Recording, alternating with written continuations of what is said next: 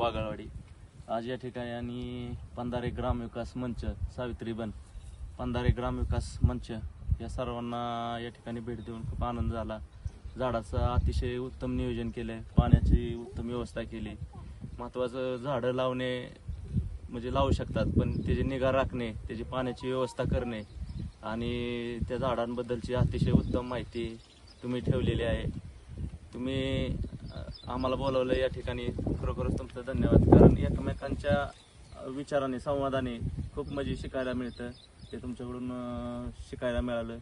आम्ही बी तुम्हाला आमच्या इथल्या